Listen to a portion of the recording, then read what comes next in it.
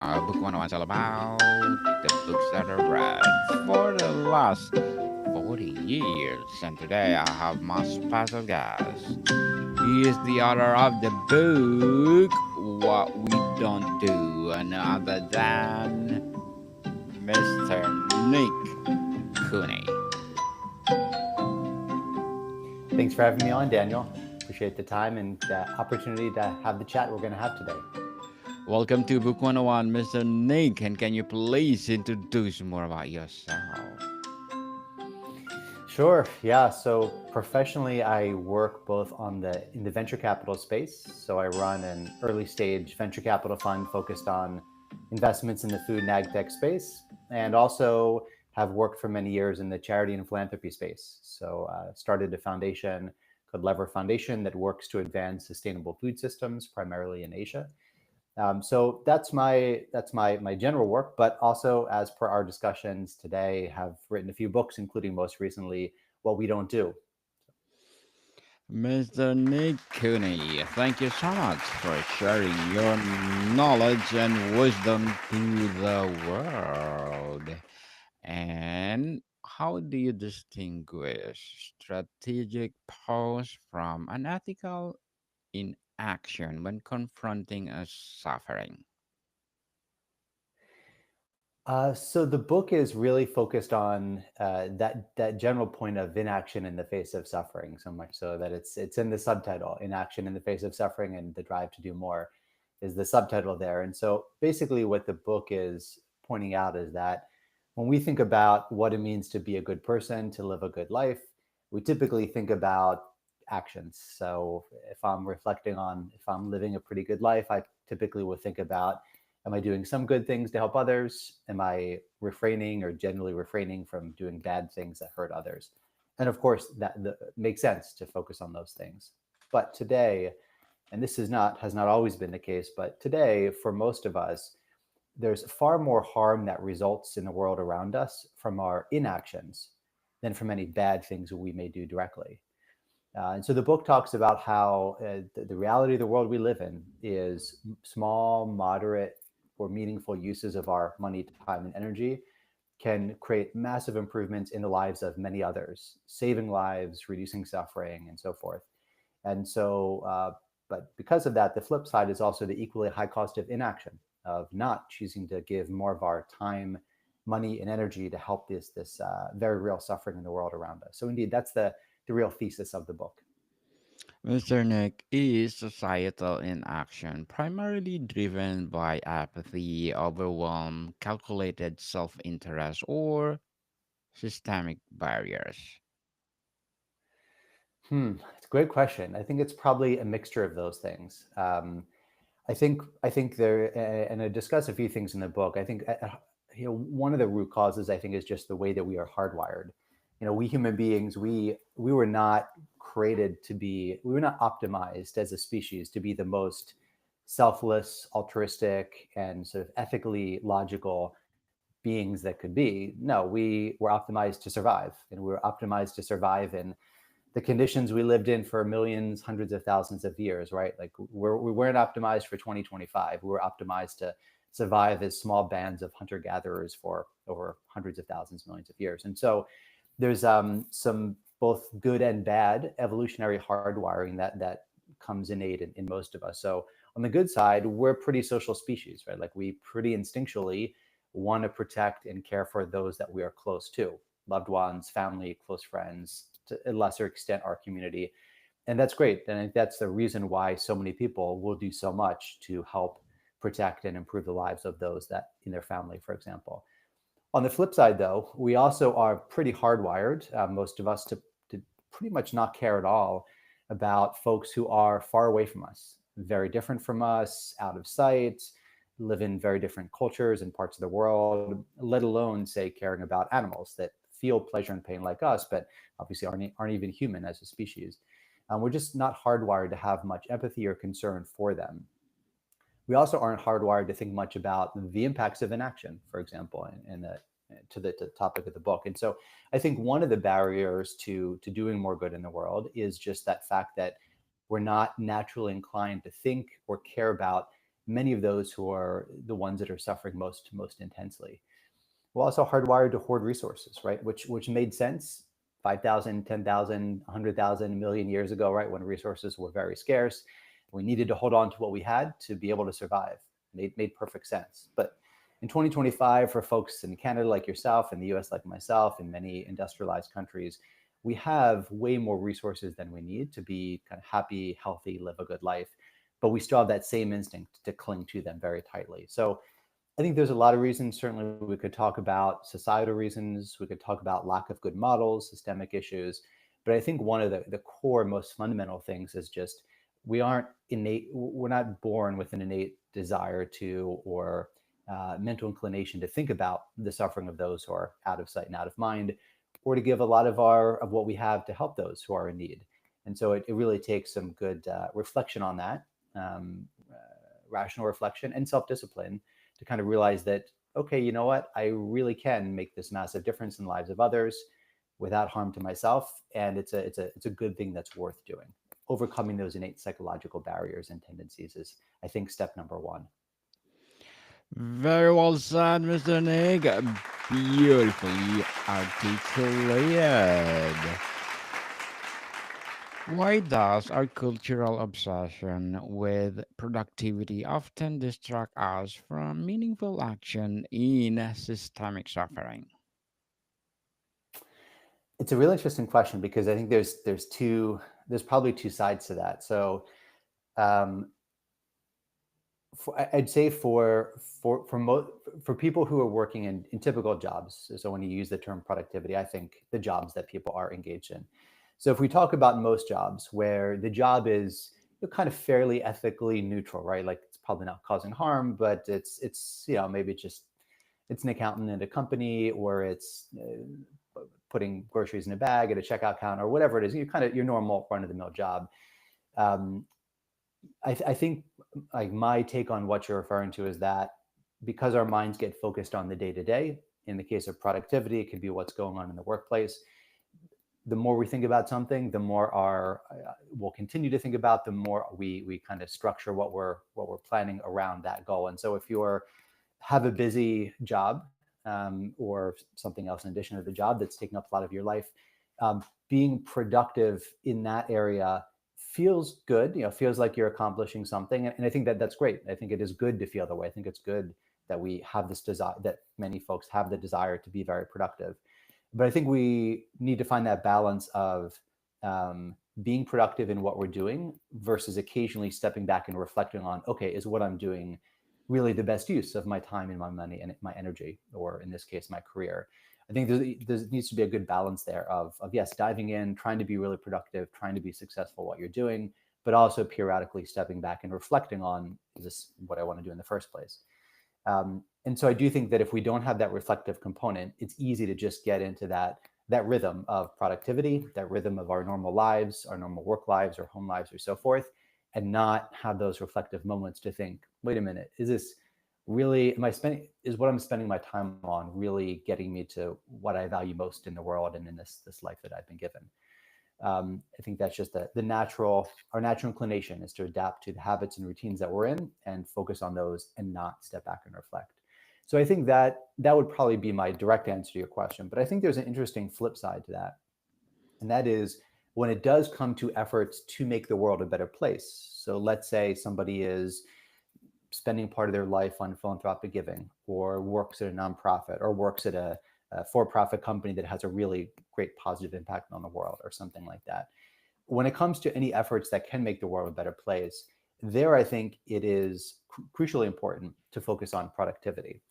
And I think, in fact, and I talk about in the book about how I think for many folks that are involved in charity and philanthropy, be it through volunteering, giving, working in an NGO, interestingly, for certainly not everyone, people are very different, but for a number of people, that productivity switch seems to get switched off when it comes to efforts to make a better world. And the focus instead seems to more to be about just doing something good, speaking out for what you believe, lending a hand, not results. And I do think, and I do talk about this a bit in the book, that for those who are engaged in efforts that should reduce suffering in the world, help others in need, and so forth, that's precisely the time when it's really important to turn on that productivity switch and really try to focus ourselves on being as productive as we can towards this goal of, be it saving as many lives as we can, reducing as much suffering and misery as we can. We could expand to other areas and say like lowering carbon emissions as much as we can when it comes to climate change, things like that. Having that quantified goal seeking and that success driven mindset to achieve or produce as much as we can towards that goal, I think that's what really distinguishes highly effective charitable and philanthropic efforts from those that might feel good, that might feel warm and fuzzy, but don't necessarily produce a lot of good outcomes for others in the world. Mr. Nick, you imply action has emotional tolls. How does the fear of burnout or secondary trauma paralyze otherwise compassionate people? Yeah. That it's interesting that certainly the nonprofit world isn't the only world where you hear about the concept of burnout, donor fatigue, compassion fatigue are terms that have been used both for folks working at NGOs and then also certainly donating. In so I've worked in charities for many years. I founded several, co-founded one. I've been on boards or in executive roles at charities for pretty much my whole adult life. So I've worked with a lot of other folks in that space. I would say that when I've virtually never seen someone experience this concept of burnout because they gave too much money. That I've not seen. I've occasionally seen it from people who have given too much time. I think that's occasionally been there. But I think the primary reason is more about how we internally, emotionally relate to the work that we're doing. And so I would say in nearly all cases where I've seen someone experience what they described as burnout or go through that burnout or that compassion fatigue, I think it's nearly always been related to where in their kind of mental framework of life that charitable work sits. And like, for example, are they thinking about horrors, cruelties of whatever topic they're enmeshed in all the time, like 24/7, and they don't have big chunks of their life carved out for just happy, fun stuff that's divorced from that? Do they have, in general, parts of their life that are separate from that advocacy work that they're doing to kind of counterbalance that? Are they thinking about the idea of making the world a bit better place? Are they thinking about and approaching that from a pragmatic perspective? Like, okay, I can't change everything, but I can change something. So how can I create some positive change and try to increase that over time? That would be kind of the pragmatic way. Or are they thinking about it more in a kind of battle mentality of there's these terrible people in the world doing these terrible things, and I need to stand up and really fight for it. And I'm going to go and fight and scream out what I believe in, physically or metaphorically. I think those are two very different ways of approaching the work. And then lastly, the interaction that the communities that people engage in, like, when they go to do this work, are they doing it with others who are, generally speaking, pretty mentally healthy, happy, have their feet on the ground, are pragmatic, or are they generally doing this sort of philanthropic or charitable work with others who are not necessarily that? I think those are the factors that, in my own personal experience, when I've seen others have burnout, nearly always contribute to that. And so I think avoiding burnout is probably not a factor of. I mean, I've never seen someone get fatigued from giving too much money, and I've fairly rarely seen it from giving too much time, although occasionally. I think it's much more about the mental mindset we bring to the table in approaching this work and how we view it within the context of our whole life. Mr. Nick, as an author, what are your short term and long term goals? Um, as I mentioned earlier, I'm not a full-time author. I work in investment in the charitable sector. And so with this book, though, much like the prior ones that I wrote, my main hope is that that some people will hear about it, pick it up, read it, and that for some of those people, it will inspire and motivate them to do more to help those in suffering. So, like, what would be the ideal outcome of someone listening to this podcast, grabbing the book on Amazon or at bookstore or whatever, and reading it? it would, for me, that ideal outcome would be they leave reading the book with a clearer sense that they actually have a huge amount of power in the world. Like they can, even if they're not super wealthy, connected, etc., they have the ability to literally save lives, to spare hundreds of thousands of animals from a lifetime of suffering, to restore sight to people who've lost it, do all these other good things in life. They have that power as even just as a regular person in say North America. And with that power, they feel motivated to use that power well and robustly and give more of their time, give more of their energy to help those who are suffering. That would be that, that's my hope in writing the book. And so hopefully it is having and will have more of that impact in the months and years to come. Good luck to your goals, Mr. Nick, and looking forward for your success. And what would be your piece of advice for those people out there who want to be like you, an author, as well as advocacy for helping other people? Hmm. So yeah, probably very different pieces of advice. On the author side, the way that I've gone about it to what we don't do is my fourth book. The way I've gone about each of those is has been pretty direct in the sense of uh, reaching out to not having a literary agent or anything like that, not having someone help me write the book, just doing it directly, doing the research and reach outs to potential literary agents, potential publishers based on the theme of the book, going through the process of writing the book directly and kind of making it work. So that's probably not the most useful advice because I don't have any like great insider tips of, okay, here's the thing to do to really make it work. Of course, there's tons of that content online. But for me, it's been, I'd say, fairly straightforward in that regard. Like many things, it's just a matter of doing it, right? Start doing it, look at what others have done, read what has worked for other people, and eventually you'll likely figure out the path. It's just a matter of putting that effort. In terms of getting involved in more charitable efforts, I would say if you want to be somebody who has a positive impact, a more significant positive impact on the world around you, you absolutely have that ability. And one of the best ways to do it, in my opinion, would be spend some time looking for those who seem to be doing it the best, the most effective people, most effective organizations, charities, for-profit efforts, etc. Look for those things, try to figure out what seems to be having the biggest impact, the biggest bang for your buck, the biggest return on investment. And then learn from those folks, much like you would in any other category of the world and of life. Like generally, the best thing to do is find somebody who can do something really well, learn how they do it, how they think about it, and over time you'll adopt some of that yourself. And of course, you'll go off in your own direction from there. But I think that's a great way to get started, and you can get involved with. And once you find a charity or two that you think are doing really fantastic work, of course, you can start giving. Perhaps you could start volunteering or getting involved in another way. And then I think for in the long term, I would say the most important thing is to always keep in mind like some specific quantifiable goal. So like for me, my long-term goal is I want to reduce as much suffering as I can in the world. And so as I do one charitable effort or a different charitable effort or something else, I'm always kind of reflecting back, okay, is this going to increase the amount of suffering I can reduce or, not have that? And really trying to optimize my decisions on what moves that number up, that meter up as much as possible. So I think having that a clear quantified long-term goal for charitable efforts is good to have in mind from the very start, because that kind of gives you a North Star to work towards both in your first steps and in your second and third steps and in your 100th 200th step as well.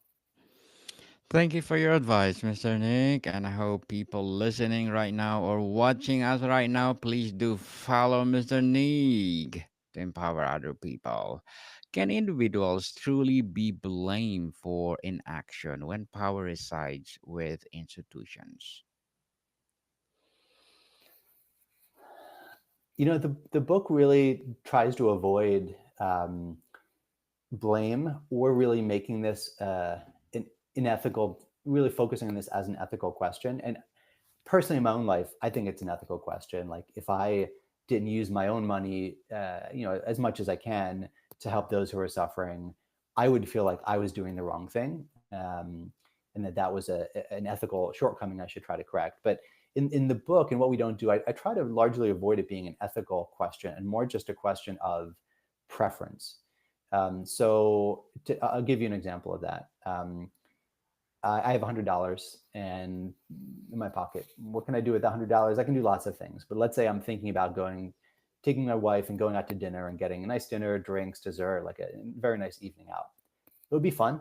It'd be an enjoyable 2 hours, a little more novelty, a bit better food than if we ate at home, probably. And that's a nice thing. Another thing I could do with that $100 is donate it to a really effective charity. For example, a charity that helps restore sight to people who've lost it from cataracts. Really cost-effective charities in that area can restore sight to a person for about 30, 40, $50. So with $100 donation to that charity, I can give two people back their vision. So looking at those two things, okay, nice dinner out for an hour and a half, 2 hours, or two people get their sight back for the rest of their life, probably. Those are two different outcomes. And I can just, aside from this being an ethical question of what's ethically right, we'd also just ask, what do I prefer in the world? Like, which of those two outcomes is more in line with what I myself would desire to have happen in the world? And I think for many of us, maybe not every single day, but many times, the latter is what we actually would prefer. Like that's more in line with the world we want to see, and can also add a sense of meaning to us. Um, to circle back then to your main question, which is, can we blame individuals for this when the way things are set up systematically might be the bigger problem? Yeah, so in the book, try not to think about this as a blaming individuals or a sort of an ethical thing, but more just preference and empowerment.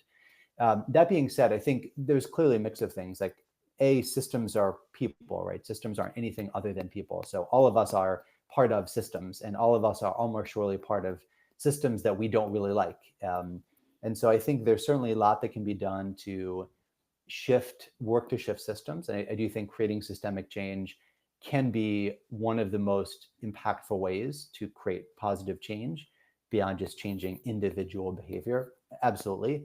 But what does it mean to create systemic change? It means to change people, the decisions of people, because at the end of the day, systems are just people organizing themselves in certain ways with certain rules that those people decide.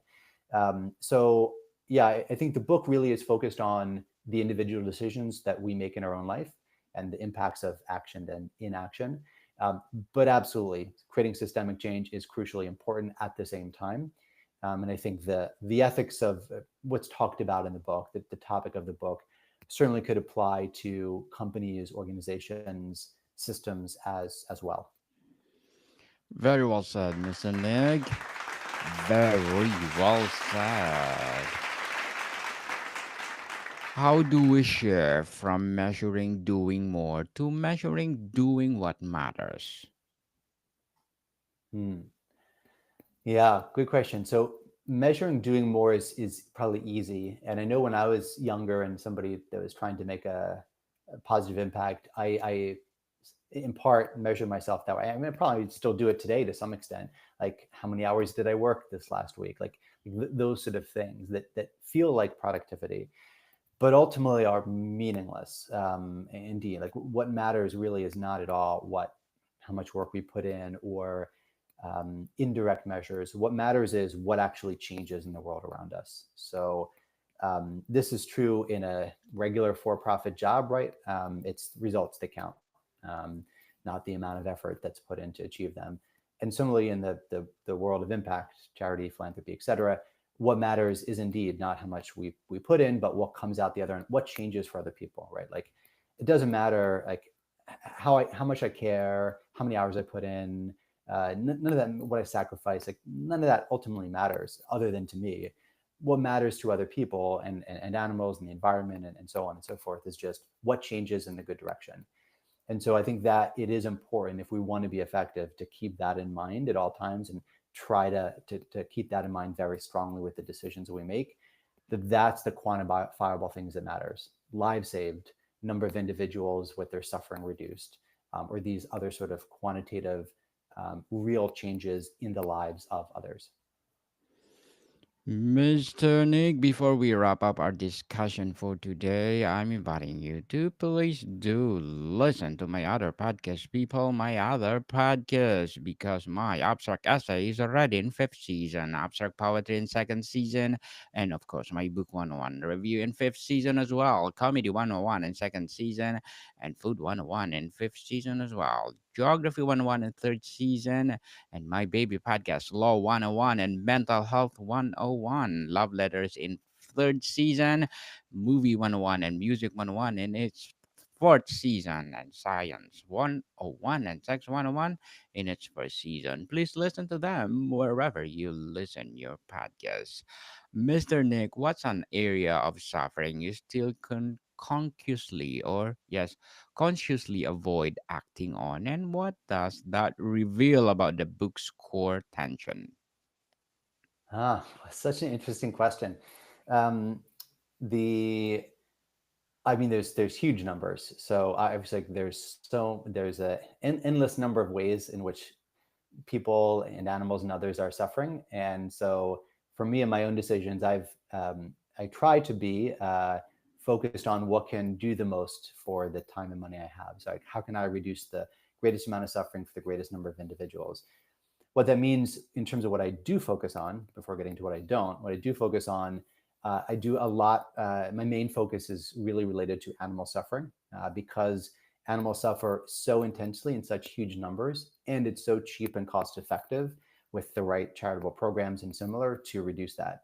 So, for example, really effective charities focused on reducing animal suffering, including the foundation I set up called Lever Foundation, but also others, can spare numerous animals from an entire lifetime of really excruciating suffering for less than for $1, like several animals per dollar. So for donate $1,000 and you can spare literally thousands and thousands of animals from extreme suffering every year for going on into the future. So when we think about a dog or cat we might have at home or another pet, how much we care about that, how much we don't want that dog or cat to suffer, multiply that by thousands, and that's the positive impact that we can have with a kind of medium-sized donation. And so it's because of that universe of suffering, of intense animal suffering, the ability to change it, and the fact that it's often neglected by many other givers and actors. That's why the large majority of my focus is in that area. I do some things in some other areas as well, but that's really the focus. So what does that mean? What does that mean I'm leaving off?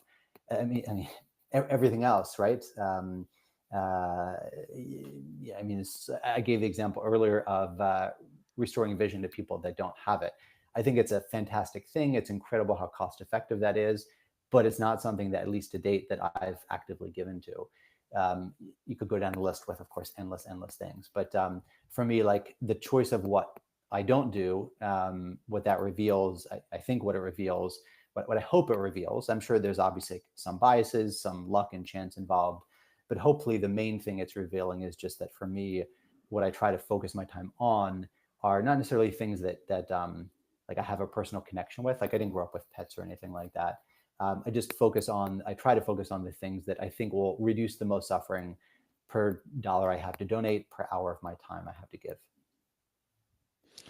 Mr. Nick Cooney, thank you so much for sharing your knowledge and wisdom to the world. And we are hoping for more and more and more empowering books like this to come. So, can you please invite our listeners to support your book itself and as well as your advocacy?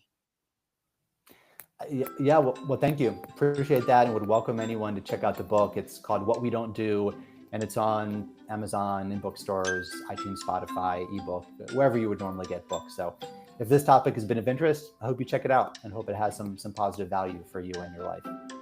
Yes, people, let's support Mr. Nick Cooney because if you support him, as I said, more and more and more empowering books like this to come. So, Mr. Nick, thank you so much for your time. Thank you, Daniel. Really appreciate it. More to come, people. See you soon.